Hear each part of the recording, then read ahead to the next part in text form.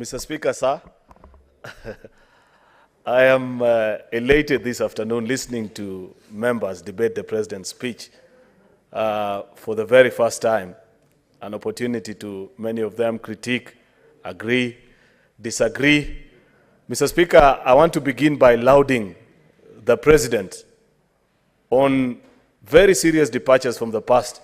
For those that have been on the corridors of Parliament for quite a while, you would know that there are many things that have been the hallmarks of presidential speeches which did not feature or were not granted prominence, Mr. Speaker, on that particular day. And of particular note to me, Mr. Speaker, is a reference to the House of a Parliament as a gathering of duly elected representatives of the people, giving an account of what their government, under the leadership of President William Ruto, has been able to do to the people of Kenya. Mr. Speaker, you will note that in the past years we've always been treated to rants and chants of my government, my government, my government.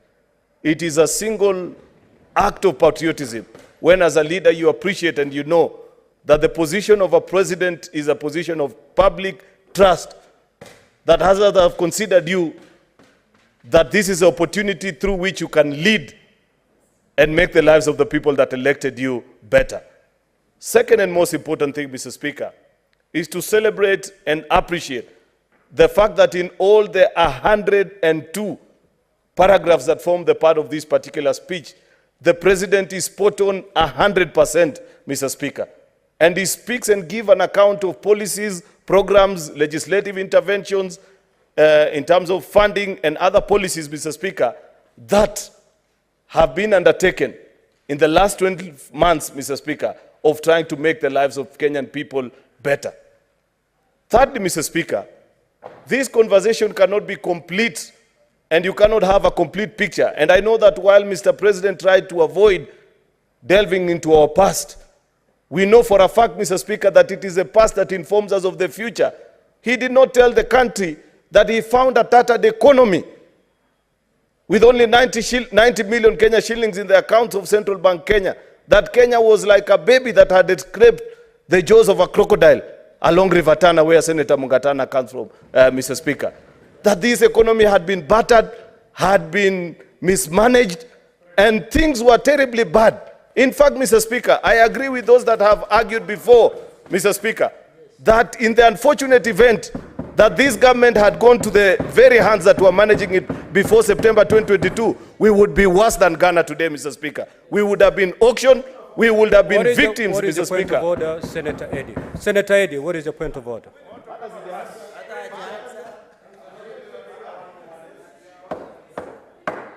Senator Eddy, proceed with the point of order, please.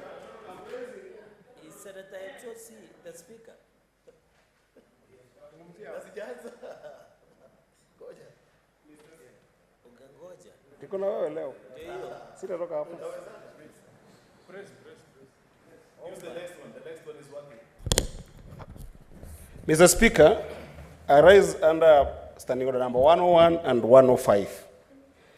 Mr. Speaker,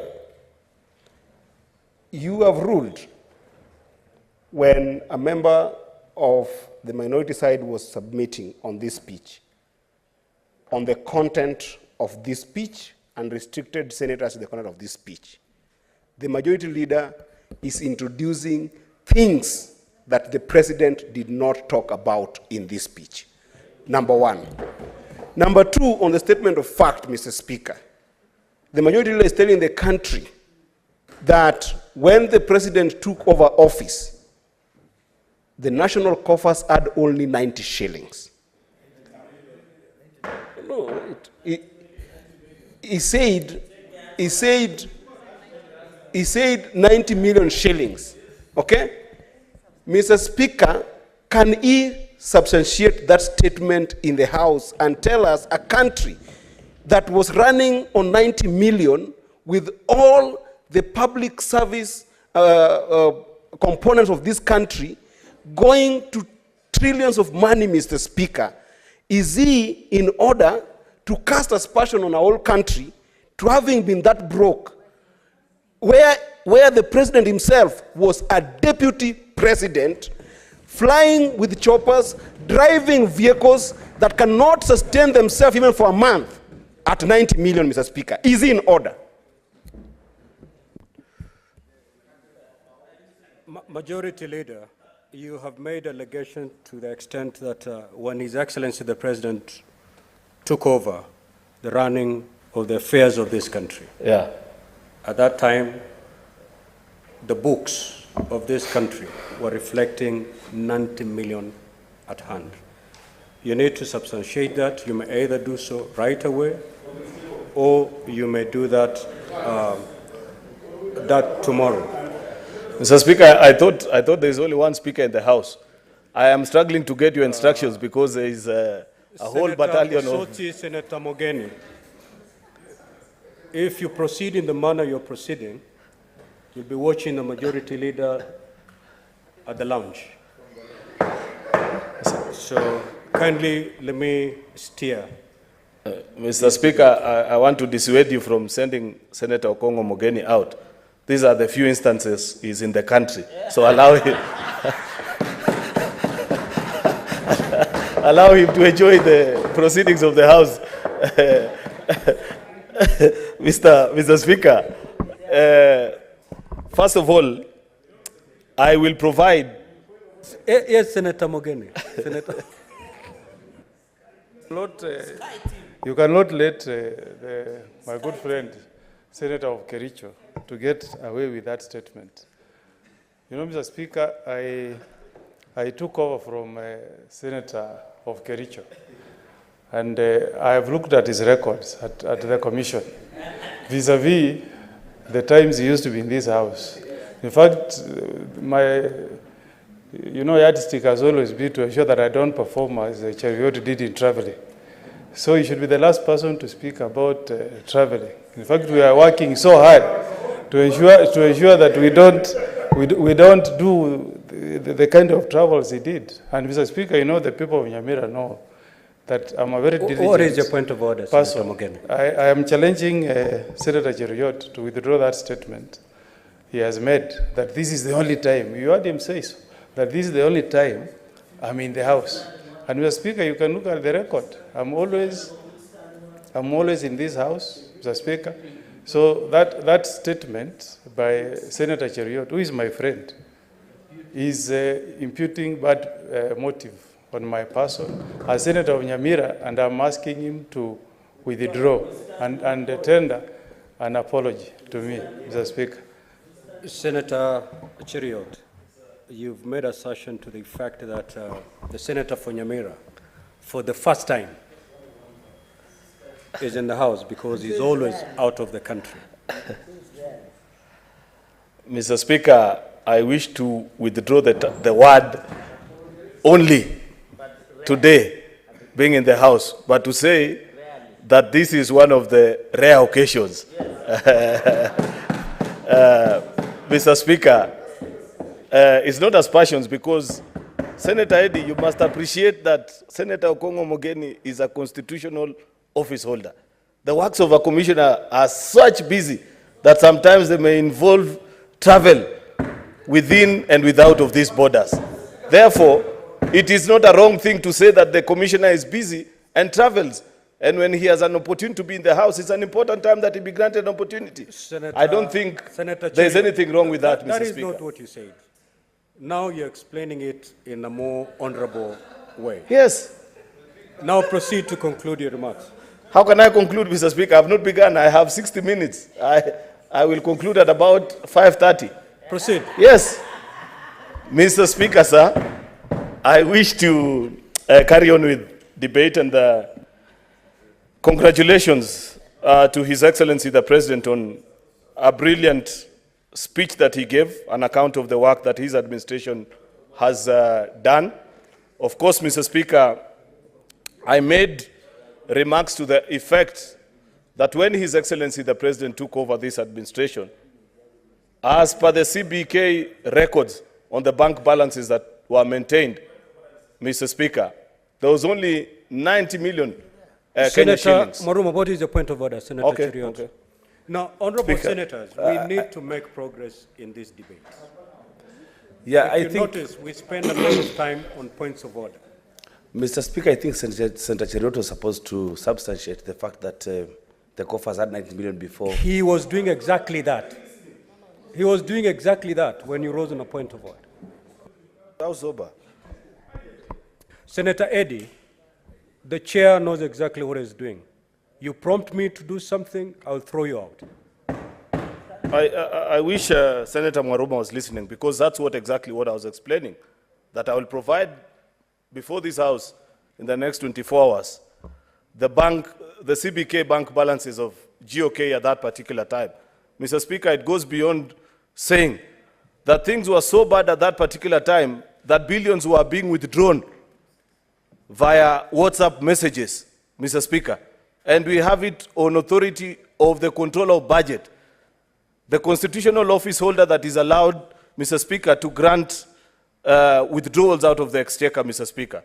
And therefore, it is not wrong, Mr. Speaker, to point out, Mr. Speaker, I don't know if I'll be allowed to. We need to make progress. Let the majority leader conclude his remarks. Proceed.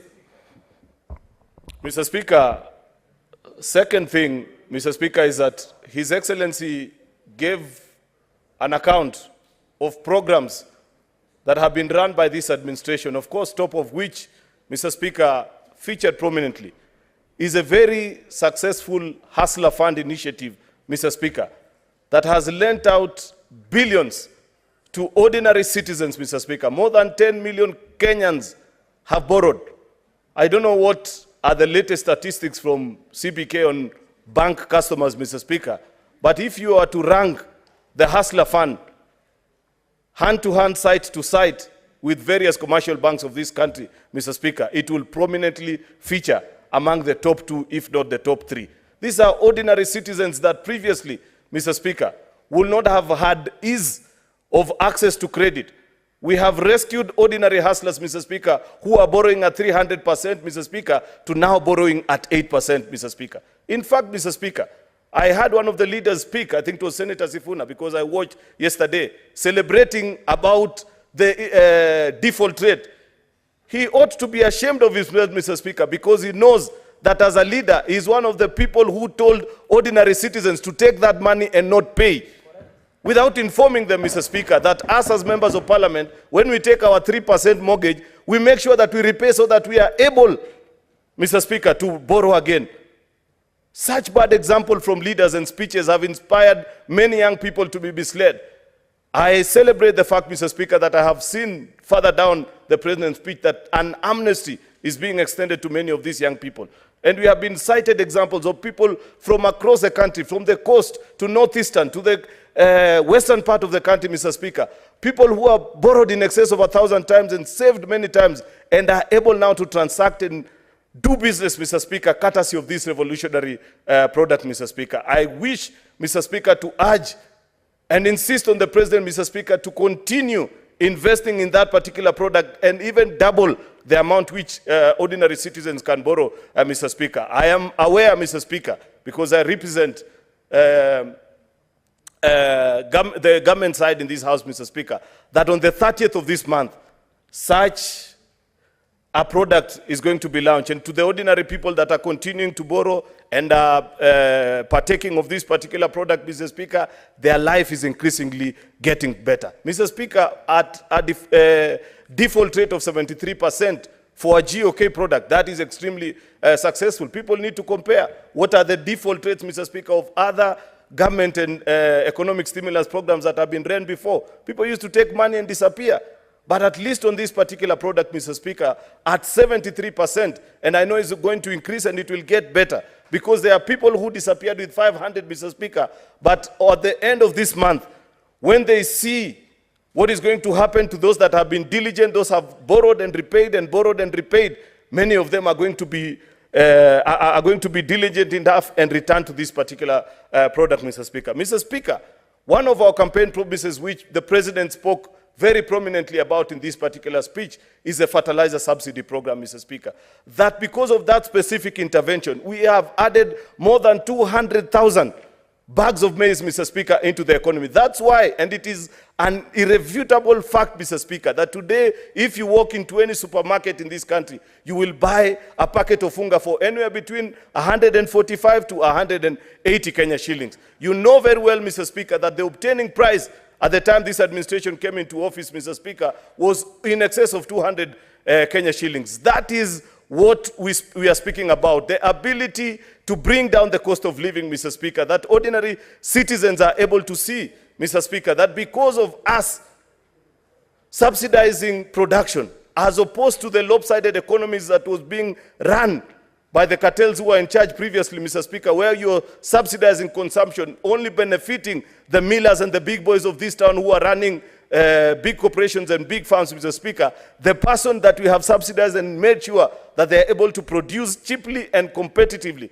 is a farmer of the Republic of Kenya. If you grow across this republic, from every corner, Mr. Speaker, they have been recipient of this particular program. And I am aware, Mr. Speaker, that even as we go into this financial year, that program shall be made better. Mr. Speaker, part of the reason why I celebrate this particular program, Mr. Speaker, is that I know that before the coming into place of this particular administration, previous administration had tried to register the farmers of this country, Mr. Speaker. And they were being given bills of running into billions of shillings, that this is the amount that is going to take to register farmers, find out the size of land that they have in this particular republic. But courtesy of the ingenuity of this administration, Mr. Speaker, using the provincial administration and asking our chiefs and ACCs to go out to the farmlands and register our farmers, this project was done, Mr. Speaker, at near zero expenses to the GOK. And more than 5 million farmers of this country, Mr. Speaker, have been registered. We are now able to tell, Mr. Speaker, what is the size of land under their cultivation, what they are cultivating, how much fertilizer they need, Mr. Speaker. Making policy decision that is driven by data is a key to the successful implementation of any manifesto, Mr. Speaker. And I laud the President for leading that particular effort, Mr. Speaker, because I know with such interventions, Mr. Speaker, the farmers of Kenya can only get better. It is my hope and aspiration, Mr. Speaker, that this program shall be extended to all the crops and not just maize farmers that are doing this under the subsistence farming, Mr. Speaker. I believe that as they model this particular program, they'll make it in a better way, that it shall be crop specific, so that tea farmers are able to benefit enormously from this program, sugarcane farmers, Mr. Speaker, coffee farmers, Mr. Speaker, and so on and so forth. Mr. Speaker, of course, I know for a fact, and this is something that we need to check as a House, Mr. Speaker, is to ensure that our farmers access this subsidy fertilizer at the nearest point, Mr. Speaker. I know, because this was the initial test run, Mr. Speaker, many of them had to travel long distances to go and pick a bag or two of fertilizer, Mr. Speaker. It is my hope, Mr. Speaker, that the Ministry of Agriculture can team up with our agrovets, at least in every village, Mr. Speaker, that I know in this republic that has a farming population. There is an agrovet. And in these agrovets, Mr. Speaker, they can link up together with our Ministry of Agriculture so that a farmer walks to the center closest to their home and picks up this subsidized fertilizer, go and till their land and produce cheaply, Mr. Speaker. Of course, Mr. Speaker, we know for a fact that despite the fact that the government has worked extremely hard to bring down the cost of inflation from a high of 9.8 last September to now downwards of 6, and it can even get better, Mr. Speaker, as we continue to produce and tap in onto the long rain seasons that we are having, Mr. Speaker. There is need to invest further in post-harvest handling, Mr. Speaker, because we know many of our farmers continue to lose almost 20 to 30% of their products, Mr. Speaker, because of post-harvest losses, Mr. Speaker. It is my sincere hope that with the assurance that was given by the head of state in his presidential speech, that this is being addressed. And he alluded to the fact that on the day that he was speaking before Parliament, the first batch of large-scale and small-scale dryers for maize farmers, Mr. Speaker, and wheat and rice, Mr. Speaker, was docking in the port of Mombasa, Mr. Speaker, that the same can be cleared quickly and get into the farms and help our farmers so that they do not lose even a single bag of the crop that they have produced and sent to us, Mr. Speaker. Mr. Speaker, I know the President is speaking to the values and the aspirations and the challenges that we continue to have as a country, Mr. Speaker. Mr. Speaker, corruption is a challenge that we continue to face, Mr. Speaker. And the question that we must ask ourselves is, we have set up EACC for almost 10 or even more years, thanks to the new constitution, Mr. Speaker. But 2 administrations down the line, this being the 3rd, we continue to see an increase, Mr. Speaker, in corrupt practices in our public offices, in private sector, Mr. Speaker. We must begin to ask very difficult questions of ourselves as the people of Kenya. Whether is the issue just about the institutions that because many times if you listen to Kenyans, they want to tell you EACC needs to do this, DCI should do the other, but without addressing this particular challenge of corruption from a values problem. Mr. Speaker, we must begin to teach our children right from school, and even to us that are in leadership, Mr. Speaker, about the values that we expose, the values that we expect to see in other people, Mr. Speaker, whether the same can be replicated. Mr. Speaker, I see members do, even us here in Parliament, there are many things that members do ignorantly. And they think that perhaps that is not an act of corruption. But if checked under the prism of values, Mr. Speaker, Chapter 10 of our Constitution, you are actually not living up to the expectation of this Constitution. How many times, Mr. Speaker, for example, do you see members, particularly on Wednesday morning, Mr. Speaker, and I don't want to say which side of the House is fond of doing this, walk in, sign, and leave without making any contribution or even sitting to listen to the proceedings of the House, so that the House just captures and records that you are part and parcel. You are cheating the system, Mr. Speaker, but is that a reflection of the values that have been exposed under Article 10, Mr. Speaker? You ought to do better as a leader, Mr. Speaker. Senator Eddie, what's your point of order?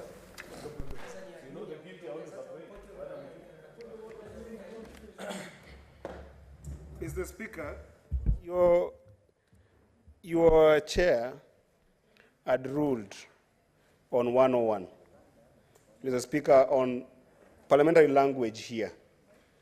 And a member of the minority side was gagged for using the term, President is lying and the members of the majority are lying.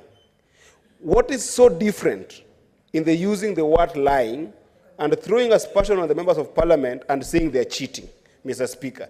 Is the majority leader in order to throw these aspersions and further use non-parliamentary language by indicating that there are members of this House who are cheating the system, Mr. Speaker? Is it in order? Majority Leader, I want to urge you to restrain yourself from the language and use the parliamentary language. You need to listen to what I said. I didn't say members are cheating. Cheating the system is completely different from you lying or cheating. Mr. Speaker, cheating the system is when a gadget or a particular system get the impression that you have done something which you haven't. When you log into this system, it assumes that you have sat through the sittings and you will be marked as having been present. That is what is called in simple English, Senator Eddie, cheating a system. It's not the same with cheating. It's basic English, Mr. Speaker. Majority Leader, proceed.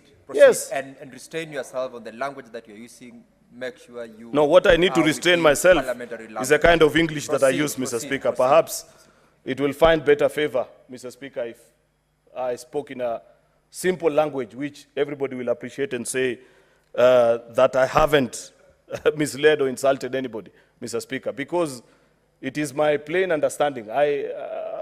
Rarely do I lose my cool or speak things ill of others. In fact, Mr. Speaker, I was gracious enough not to mention who normally does these kind of things, yet the whole House knows, Mr. Speaker. So allow me to perhaps proceed, Mr. Speaker, without having to respond to...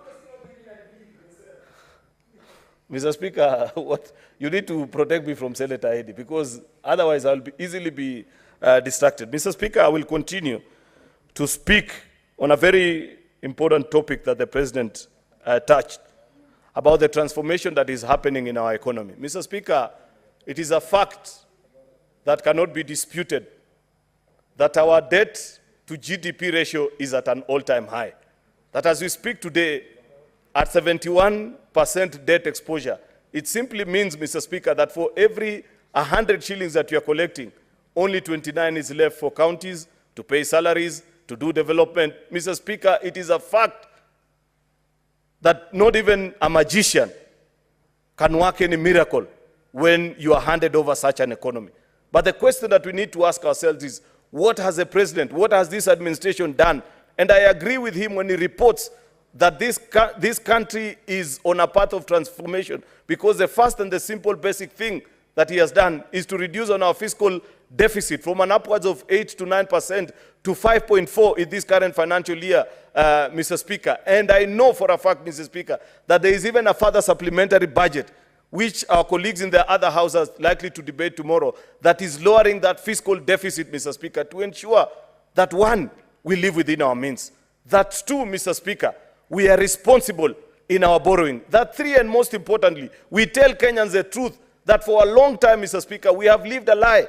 Mr. Speaker, we are behaving like university or college students that I used to see in our university days, Mr. Speaker, where when they get help money, they want to buy all the flashiest of clothes, they want to buy the nicest of shoes, Mr. Speaker. Then eventually when they arrive at the university, they cannot even afford food, and they are left begging, Mr. Speaker. That is a kind of economy that we have been running for so many years. That's why, Mr. Speaker, when we say that we must tighten our belt, that we must teach our people that you cannot enjoy better services, Mr. Speaker, without having to pay a share of it, it is the truth and nothing can be done about it, Mr. Speaker. I know people, Mr. Speaker, want to play popular, want to play populist politics, Mr. Speaker, on this particular issue of taxation. But we have to be realistic and tell ourselves what are the options that are left with us as a country.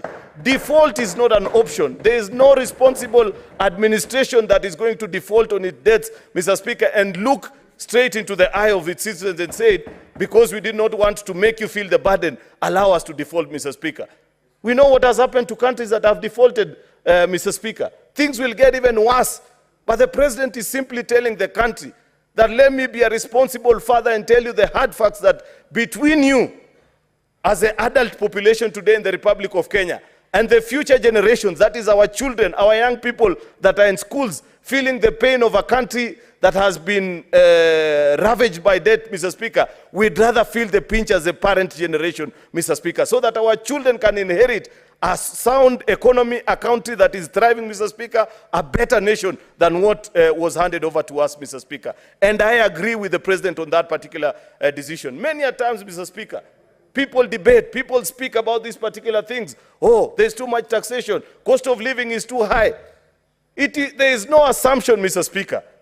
I know each and every part of the country is complaining about this particular issue. But the difference between us and our critics, Mr. Speaker, is that we are honest with our people, telling them that this is a cause, this is the reason why we are facing this particular situation, but there is hope in the hinterland, Mr. Speaker, that the things that we are doing today are for a better 2024, a better 2025, and an even more prosperous 2030s, Mr. Speaker. Otherwise, Mr. Speaker, if we decided to run a subsidized economy like our colleagues were doing, Mr. Speaker, you will know for a fact that despite the fact, Mr. Speaker, that many people are speaking about the challenges in the fuel sector, for example, you know, Mr. Speaker, that at the time of the coming in of this administration, thanks to the fuel subsidy program that was being run, this present financial year, Mr. Speaker, as we speak today, we are clearing a debt of close to 80 billion Kenya shillings, paying for previous fuel that Kenyans consumed, was not paid for, Mr. Speaker,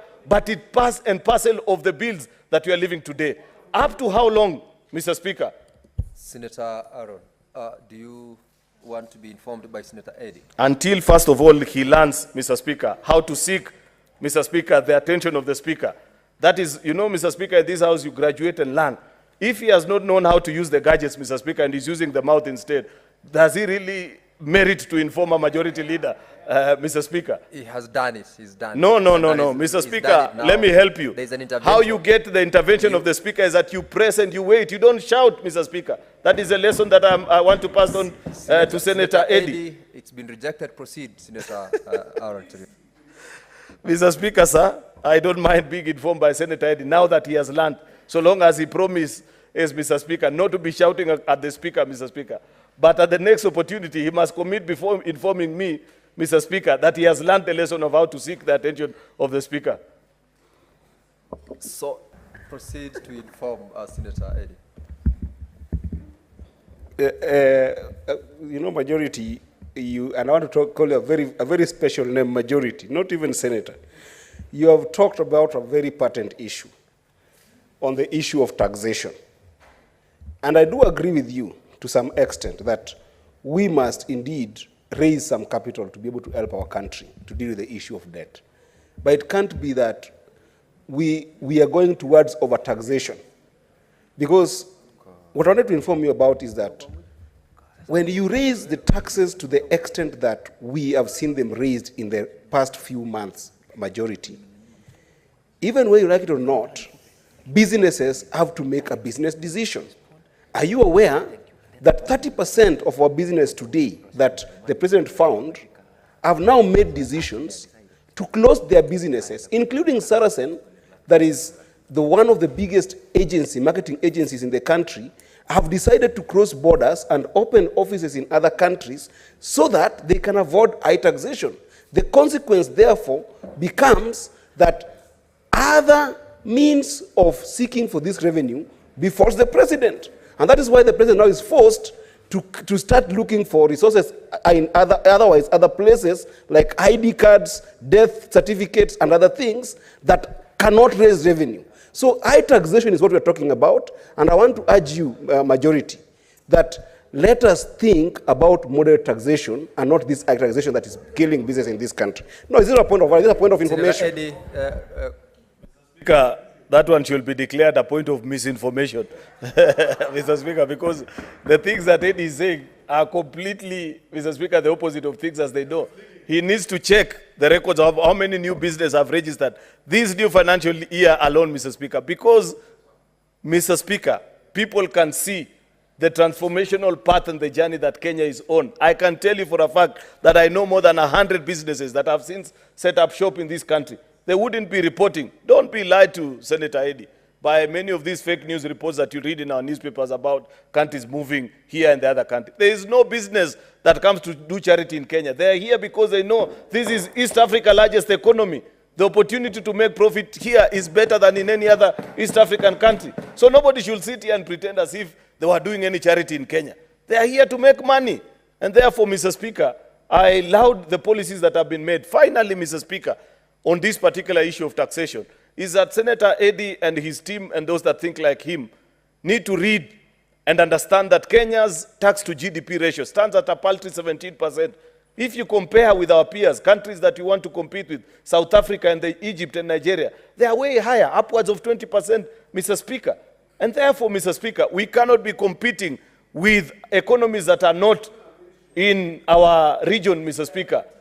Smaller economies that are doing less than $50 billion GDP, Mr. Speaker. If we are aspiring to be a stronger economy, if we are aspiring, Mr. Speaker, to be a middle-income nation by 2030 as exposed in Vision 2030, Mr. Speaker, then this is the right path that we have to accept, Mr. Speaker, that there will be temporary pain, Mr. Speaker, for permanent pleasure in the future, Mr. Speaker. And therefore, I agree with the decision and the taxation policies that have been proposed to the particular country. In fact, even on this controversial issue of the ID, Senator Eddie, do you know that the 100 shillings that you are talking about has been in existence, I don't know, since 19 what? I took my ID more than 20 years ago. Mr. Speaker. I paid 100. Is it the argument of those that are saying government should not review whatsoever that 100 shillings, Mr. Speaker, that even the factors of production alone can inform? It may not be the 2,000 shillings, Mr. Speaker, that is being proposed, but at least, Mr. Speaker, we must agree that I don't expect a president that I elected into office, President William Ruto, to go to China to beg for money to come and print IDs for my children if I can pay for the same, Mr. Speaker, and so on and so forth on many others, Mr. Speaker. There must be a review, Mr. Speaker. Therefore, finally, Mr. Speaker, finally, Mr. Speaker, I want to urge our colleagues from the minority side that even as you critique government, please offer alternatives. Let us hear your ideas. You are not strangers. You are not new to this country. We have seen you before in office. We know how you operated during the dreaded dark days of the handshake, for example, Mr. Speaker, and the things that used to happen to many people, including members of this House, Mr. Speaker. Therefore, if you disagree, Mr. Speaker, with the policies that are being proposed, be it on financial inclusion, be it on taxation, Mr. Speaker, be it on the subsidy programs that are being run, Mr. Speaker, please offer an alternative. If you have a better idea, Mr. Speaker, we are willing to listen. We will be convinced by the strength of the argument that you carry, not the loudness of your noise, Mr. Speaker. Therefore, Mr. Speaker, I want to laud the President for a speech. Mr. Speaker, I should have been at the time because of all the interruptions of Senator Omogeni, Senator Eddy. But in the interest of time, Mr. Speaker, allow me to, yes, I don't mind being informed by Senator Crystal Asige, Mr. Speaker. Unfortunately, Crystal has not sought for the Senator Asige. Senator Asige, I don't have the mic. Thank you, Speaker. I just wanted to thank, even as a majority leader concludes his submission, thank him for the parts of his contribution that, well, let me just leave it there, for his contribution. And the information that I would like to give him, and of course to the House, is that he's very well aware that solutions are being offered by many members of parliament across board from both houses. Even I personally have gotten in touch with the good majority leader, asking for audience, seeking audience with him to discuss matters, especially of persons with disabilities, of youth, of women, so that he can listen on a one-on-one basis, not just back and forth here on the floor of the House. Everyone is busy and everyone is walking out, in and out. I wanted his unequivocal attention so that he can hear the issues of persons with disabilities, which is the mandated group, or special interest group that I have been put here to represent. And unfortunately, 1 year on, we have not met. I know he's a very busy man. I understand. Sky Team folk, of course, are very busy. But those of us on ground are waiting for his feet to be planted here where we are, so that he can hear our very, very elaborate suggestions on how the government, through the executive, can improve the lives of persons with disabilities, youth, and women. Majority Leader. Thank you, Mr. Speaker. I am guided. Mr. Speaker, I was to attend the launch of Senator Crystal Asige's album launch, but I sent Senator Cherargei instead to represent me. And I have seen his videos dancing and ably responding to the positive vibes. I want to assure my good friend Senator Asige that now that I have concluded my remarks, I will move over to sit next to her and grant her 1 hour, if she has the time, 2 hours, or even the entire evening, Mr. Speaker, to listen to the proposals that she's making. Senator Oburu Oginga. Yeah, thank you, Mr. Speaker. Thank you, Mr. Speaker, sir.